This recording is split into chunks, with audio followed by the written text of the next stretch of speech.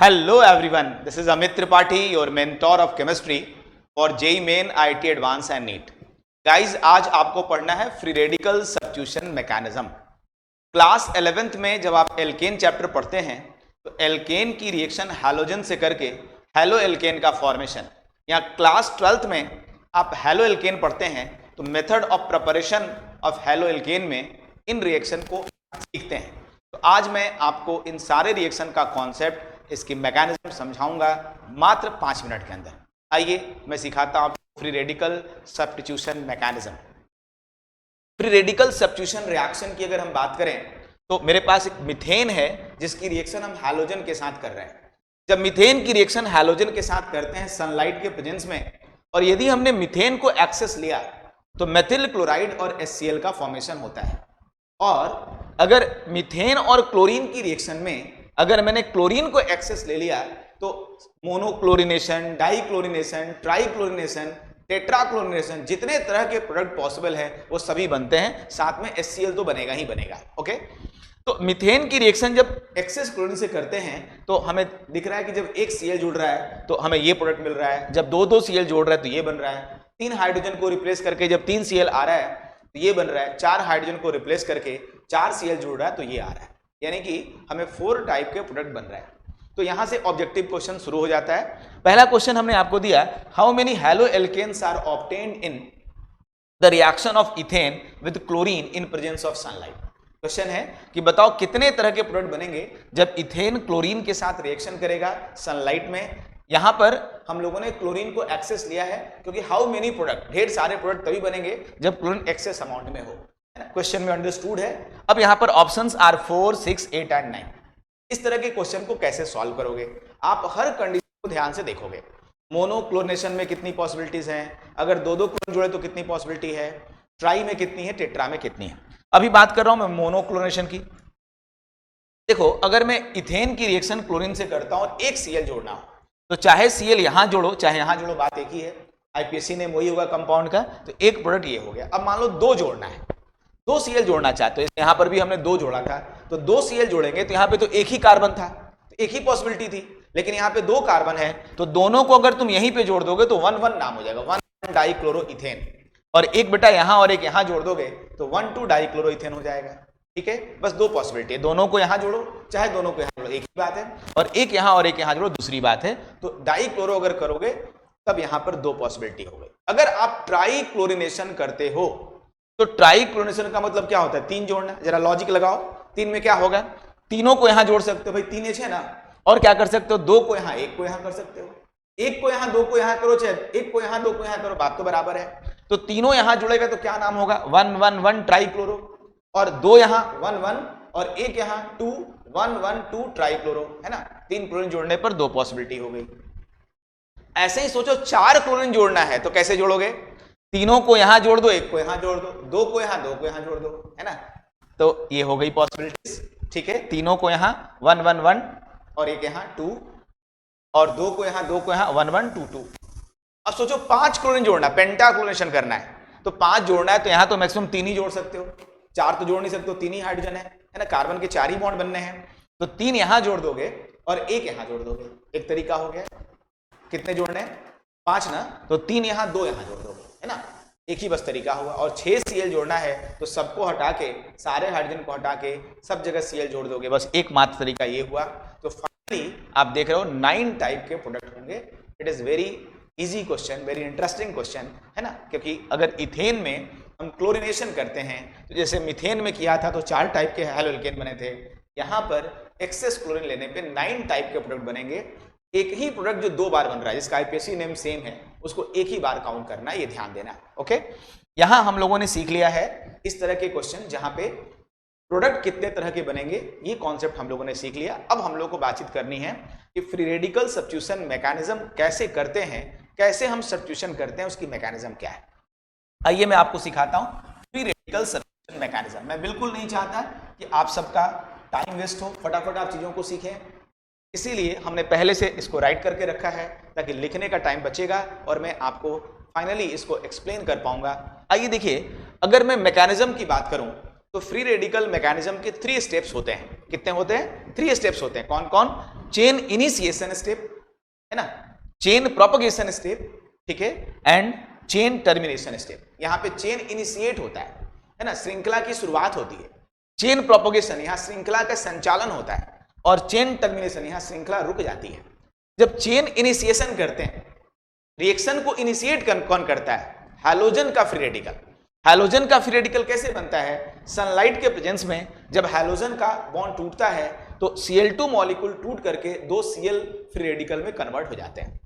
अब ये Cl free radical घूम रहा है मीथेन को खोज रहा है ना, उसी बॉटल के अंदर मीथेन भी है। फ्री रेडिकल मैकेनिज्म की एक कंडीशन होती है कि अगर एक फ्री रेडिकल बन गया तो आगे सारा अब फ्री रेडिकल में ही बॉन्ड ब्रेक होगा, अब सब होमोलिटिक क्लीवेज ही करेगा, अब प्लस माइनस में बॉन्ड नहीं टूटेगा। Free radical mechanism auto catalytic होती है। ऑटो कैटालिटिक मतलब एक फ्री रेडिकल बना, दूसरा वाला और तेज बनेगा, तीसरा और बनेगा, चौथा और बनेगा। और फ्री रेडिकल मैकेनिज्म में ऐसा नहीं होता कि सनलाइट आया, सारे क्लोरीन टूट गया, सारे मीथेन टूट गया, अब सब Cl और जुड़ रहा, ऐसा नहीं होता। क्या होता है? सनलाइट जिसपे पहले पड़ा वो पहले टूट गया, Cl2 का पहला मॉलिक्यूल टूटा था, Cl फ्री रेडिकल बना था, और वो Cl फ्री रेडिकल अब मीथेन पे जाकर अटैक कर रहा है। जब मीथेन पे अटैक करेगा तो इसका बॉन्ड भी ऐसे ऐसे टूट जाएगा। टूटने के बाद उसके पास चॉइस है Cl फ्री रेडिकल के पास कि मैं इसके साथ जुड़ूं कि इसके साथ जुड़ूं।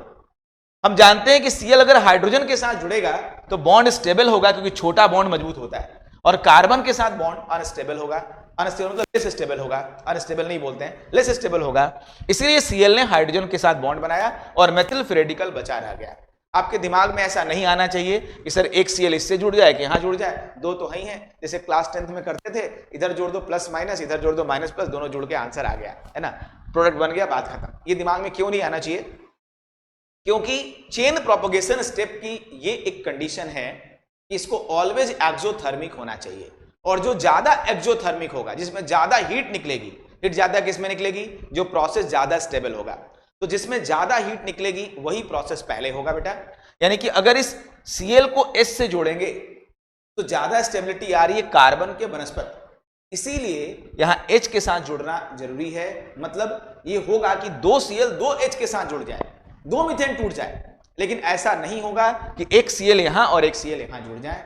अब जो मेथिल फ्री रेडिकल यहां बच गया, वो मेथिल फ्री रेडिकल दूसरे क्लोरीन मॉलिक्यूल को डिकम्पोज करेगा जो अभी तक अनडिकम्पोज था, जो टूटा नहीं था, उसको तोड़ेगा, है ना, क्योंकि free radical mechanism auto catalytic होती है। मैंने बोला ऐसा नहीं होगा कि सारे Cl टूट गए, है ना, ऐसा नहीं होगा। पहले एक Cl मॉलिक्यूल टूटा, वो जाके मीथेन पर अटैक किया, उसने HCl बना लिया, अब मेथिल फ्री रेडिकल गया Cl2, अगले Cl2 को तोड़ा, इसने तोड़ा तो यहां बॉन्ड बना लिया, ये तो बेटा Cl फ्री हो गया। अब ये Cl क्या गया? अगले मीथेन मॉलिक्यूल पे गया, ढेर सारे मॉलिक्यूल होंगे ना कंटेनर के अंदर, अगले मीथेन मॉलिक्यूल पे गया, फिर से उसने HCl बनाया, छोड़ दिया, ये क्या करेगा? फिर अगले Cl2 को तोड़ा, ऐसे Cl तोड़ रहा है मीथेन को, मीथेन तोड़ रहा है Cl को, इसी को क्या बोलते हो? Chain propagation. इस तरह से यहाँ चेन प्रोपगेशन स्टेप होता है। और फाइनली आप जो भी एक्सेस अमाउंट में लिए होंगे वो बचा होगा। मान लीजिए आपने मीथेन एक्सेस लिया तो मेथिल फ्री रेडिकल बचे होंगे, वो आपस में कंबाइन कर जाएंगे, इथेन बन जाएगा। मान लीजिए आपने क्लोरीन एक्सेस लिया तो क्लोरीन फ्री रेडिकल कंबाइन करके Cl2 बना देंगे। यहां पर रिएक्शन कंप्लीट हो गई। एनसीईआरटी में पूछा गया है कि जब मीथेन की रिएक्शन हम क्लोरीन के साथ करते हैं तो ट्रेसेस ऑफ इथेन कैसे मिलता है? ट्रेसेस का मतलब बहुत कम अमाउंट, है ना, बहुत कम अमाउंट। तो ट्रेसेस में अगर मीथेन मिलता है तो उसका कारण क्या है? उस समय मेथिल एक्सेस अमाउंट में होगा, तो मीथेन एक्सेस अमाउंट में होगा, तो मेथिल फ्री रेडिकल आपस में कपल करके चेन टर्मिनेशन स्टेप में इथेन का फॉर्मेशन करते हैं। यहां तक ये बात आपको क्लियर हो चुकी होगी। अब अगर मैं बात करूं कि भाई रिएक्टिविटी का ऑर्डर क्या है, तो रिएक्टिविटी ऑर्डर मैंने एक नोट आपको बताया था कि चेन प्रोपगेशन स्टेप को हमेशा एक्सोथर्मिक होना चाहिए। तो नोट है, all the steps involve in chain propagation must be exothermic. Okay, आप जानते हो एक्सोथर्मिक का मतलब क्या होता है? Stable bond. स्टेबल बॉन्ड का मतलब क्या होता है? छोटा बॉन्ड। यानी फ्लोरीन अगर हाइड्रोजन के साथ बॉन्ड बनाएगा तो ज्यादा छोटा होगा, है ना, आयोडीन के तुलना में। यही रीजन है कि फ्लोरीन की रिएक्टिविटी सबसे ज्यादा होती है हेलो एल्केन फॉर्मेशन के लिए, एल्केन के साथ फ्री रेडिकल करने के लिए, और क्लोरीन की बहुत कम, ब्रोमीन की मतलब क्लोरीन की कम, ब्रोमीन की और कम, और आयोडीन की तो बहुत कम हो जाती है। ये जो रिएक्टिविटी का ऑर्डर है वो किस पे डिपेंड करता है बेटा? इसके ये हाइड्रोजन के साथ जो बॉन्ड बना रहे हैं उसकी स्टेबिलिटी पे डिपेंड करता है। ओके, अब यहां पर फ्लोरीन के साथ रिएक्शन बहुत फास्ट होगी, आयोडीन तो बहुत ही स्लो है, वेरी स्लो है, बहुत कम रिएक्टिव है, इसलिए इसको किसी oxidising agent like HgO, HNO3, HiO3 iodic acid बोलते हैं, उनके प्रेजेंस में रिएक्ट करते हैं। ये सब क्या करते हैं, ये I2 को डिसोसिएट करके I फ्री रेडिकल में बदलते हैं। आयोडीन इतना सुस्त है बेटा कि iodine free radical iodine free radical हमने बनाया, तोड़ के दोनों आपस में मिल गए, हाइड्रोजन से बॉन्ड ही नहीं बना रहा है। इतना सुस्त है कि हाइड्रोजन को देख देख के मुस्कुरा तो रहा है ऐसे, लेकिन बॉन्ड नहीं बना रहा है ना। तो हमें तो बॉन्ड बनाना चाहिए ना, तो ऐसा कैटलिस्ट डालते हैं रिएक्शन कराने के लिए। और फ्लोरीन तो बहुत ही ज्यादा रिएक्टिव है, नहीं कराते हैं। ब्रोमीन लिक्विड होता है, तो हमें गैसेस स्टेट में रिएक्शन करानी है, इसीलिए आमतौर पे हम क्लोरीनेशन प्रेफर करते हैं।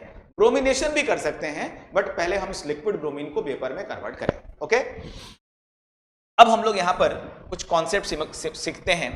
रिएक्टिविटी ऑर्डर फॉर एल्केन, अगर कई डिफरेंट एल्केन है तो कौन ज्यादा रिएक्टिव होगा, जो अच्छा फ्री रेडिकल बनाएगा। तो CH बॉन्ड वही जल्दी टूटेगा जो टूटने के बाद स्टेबल फ्री रेडिकल बनाएगा। भाई टूटने से पहले तो फ्री रेडिकल होगा ही नहीं, टूटने के बाद स्टेबल फ्री रेडिकल बनाएगा तो बॉन्ड जल्दी टूटेगा। और हम लोग फ्री रेडिकल के स्टेबिलिटी का ऑर्डर ध्यान देंगे, 3 डिग्री, 2 डिग्री, 1 डिग्री। अगर मैं इसमें ABC ऑप्शन में अगर आपसे रिएक्टिविटी ऑर्डर पूछूं तो यहां से H निकलने के बाद, यहां से अगर H निकालते हो तो यहां से 3 डिग्री फ्री रेडिकल बनने की संभावना है ना। यहां पर अगर H निकालते हो तो यहाँ 2 डिग्री और 1 डिग्री बनने की संभावना है, और यहां पर तो हमेशा 1 डिग्री फ्री रेडिकल बनने की संभावना है। तो बोलो रिएक्टिविटी ऑर्डर क्या होगा, 3 डिग्री, 2 डिग्री, 1 डिग्री।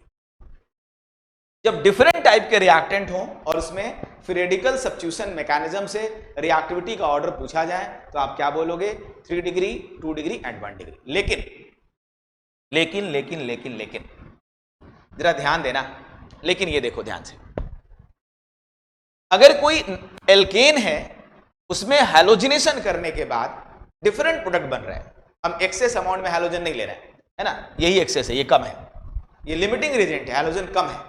अब बताओ यहां पे Cl जुड़ेगा, एक Cl जोड़ना है, मोनोक्लोरिनेशन करना है, एक Cl जोड़ना है, तो यहां जुड़े चाहे यहां जुड़े एक प्रोडक्ट बन गया, और यहां जुड़े चाहे यहां जुड़े एक प्रोडक्ट ये बन गया। एक बना 1 क्लोरोब्यूटेन तो दूसरा वाला क्या बना, 2 क्लोरोब्यूटेन। ठीक है, हम लोगों ने एक्सपेरिमेंटली रिजल्ट देखा, ये मेजर आ रहा है और ये माइनर, वो ज्यादा बन रहा है ये कम। तो एक कॉन्सेप्ट हमारे दिमाग में एक बना कि भाई ये ज्यादा किस लिए बन गया होगा, क्योंकि 2 डिग्री मेजर होता है, 2 डिग्री स्टेबल होता है फ्री रेडिकल, इसलिए मेजर बन गया होगा और ये माइनर बन गया होगा। लेकिन एक अगला सवाल और हम लोग के सामने आया, क्वेश्चन नंबर B। जब इस क्वेश्चन को, इस कंपाउंड को, ये क्या है आइसोब्यूटेन, जब इस कंपाउंड आइसोब्यूटेन को जब हम लोगों ने क्लोरीन के साथ रिएक्शन कराया तो ये वाले H को, इस 3 डिग्री वाले H को निकालने के बाद हमने जो प्रोडक्ट बनाया वो ये है, और ये 1 डिग्री वाले H को, इस वाले H को निकालने के बाद जो हमने प्रोडक्ट बनाया ये है। तो 3 डिग्री वाले को मेजर होना चाहिए, लेकिन एक्सपेरिमेंटली हम ये देख रहे हैं कि 1 डिग्री वाला मेजर है। तो अगर 1 डिग्री वाला मेजर है तो क्यों मेजर है, अगर 1 डिग्री वाला मेजर है तो क्यों मेजर है, इस कॉन्सेप्ट को समझने के लिए हमें समझना पड़ेगा reactivity versus selectivity. Reactivity versus selectivity. Selectivity क्या है, आज जितने लोग पूरे देश में बैठ के हमारा ये वीडियो देख रहे हो, उन विद्यार्थियों में से किसी एक विद्यार्थी को मैं सिलेक्ट करूं और उससे क्वेश्चन केवल पूछूं तो क्या बोलेंगे, इसके लिए सर की सिलेक्टिविटी ज्यादा है, ये तो सर का फेवरेट है। मान लो वो विद्यार्थी आप हो तो क्या बोलोगे आप, मैं तो सर का फेवरेट हूं। ओके, बाकी लोग आपको क्या बोलेंगे, ये बच्चा तो सर का फेवरेट है, बोलेंगे ये सिलेक्टिविटी हो गई। अब अगर 2 प्रोडक्ट बन रहा है, एक ज्यादा अमाउंट में बने तो क्या बोलोगे, ये फेवरेट प्रोडक्ट है, ये इसकी सिलेक्टिविटी ज्यादा है। तो जितनी ज्यादा सिलेक्टिविटी होगी उतना ही मेजर और माइनर में डिफरेंस होगा। ओके, एक बार मैं आपसे क्वेश्चन पूछूं तो आपको सब लोग थोड़ा ना बोलेंगे सर का फेवरेट है, मैं बार बार आप ही से पूछूं तब बोलेंगे ना सर लोग। तो बेटा मेजर माइनर में जितना डिफरेंस होगा उतना ही ज्यादा सिलेक्टिविटी होगी। तो सिलेक्टिविटी का मतलब है difference between major and minor product. और रिएक्टिविटी ऑफ हैलोजन आप जानते हो, रिएक्टिविटी वर्सेस सिलेक्टिविटी का मतलब हुआ कि जो हैलोजन ज्यादा रिएक्टिव है उसके मेजर माइनर में डिफरेंस कम होगा, और जो हैलोजन कम रिएक्टिव है उसके मेजर माइनर में डिफरेंस ज्यादा होगा। वर्सेस मतलब उल्टा, जो रिएक्टिव ज्यादा है उसके मेजर माइनर में डिफरेंस कम। अब रिएक्टिव है क्लोरीन, है ना, क्लोरीन ज्यादा रिएक्टिव है तो क्लोरीन क्या करेगा, 2 डिग्री भी खट से बनाएगा, 1 डिग्री बनाएगा, 2 डिग्री बनाएगा, 1 डिग्री बनाएगा, तो ये मेजर तो होगा लेकिन बहुत डिफरेंस नहीं होगा। लेकिन ब्रोमीन कम रिएक्टिव है कम रिएक्टिव, तो क्या करेगा 2 डिग्री तो बना लेगा क्योंकि अच्छा फ्री रेडिकल है, 1 डिग्री और कम बनाएगा। तो अगर हाइड्रोजन को रिप्लेस करने का हम रेशियो इन हैलोजन के लिए देखें तो कुछ इस तरह से है। आप देखिए, अगर मैं क्लोरीनेशन करता हूं, ध्यान दीजिए, अगर मैं क्लोरीनेशन करता हूं तो क्लोरीनेशन में ये जो 1 degree hydrogen, 2 degree hydrogen, 3 degree hydrogen, पर हाइड्रोजन, एक हाइड्रोजन के लिए जो रिप्लेसमेंट का रेशियो है इट इज 1:3.8:5। 1 डिग्री, 2 डिग्री और 3 डिग्री में 3 डिग्री को रिप्लेस करने का, ऑब्वियसली 3 डिग्री अच्छा फ्री रेडिकल बनाएगा, तो ये 5 है रेशियो। और जब ब्रोमिनेशन करते हैं बेटा तो ब्रोमीन की रिएक्टिविटी कम है, तो मेजर और माइनर में ज्यादा डिफरेंस होगा। तो देख रहे हो 1:81:1600, 81 पॉइंट कुछ होता है तो 82 भी लिख सकते हो। तो अब ये जो डिफरेंस है क्या बता रहा है?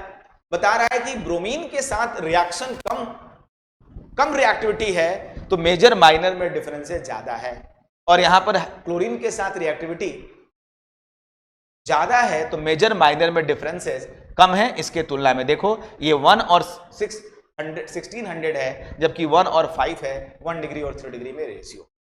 ये जो कॉन्सेप्ट समझा उस पर क्वेश्चन क्या बनेगा वो मैं आपको करके दिखाता हूं, इसको सीखने का क्या फायदा मिला। देखो ये नॉर्मल ब्यूटेन है, जब आप क्लोरीनेशन करोगे तो 1 डिग्री पर भी जोड़ सकता है, 1 डिग्री हाइड्रोजन को भी रिप्लेस कर सकता है Cl, और 2 डिग्री को भी कर सकता है।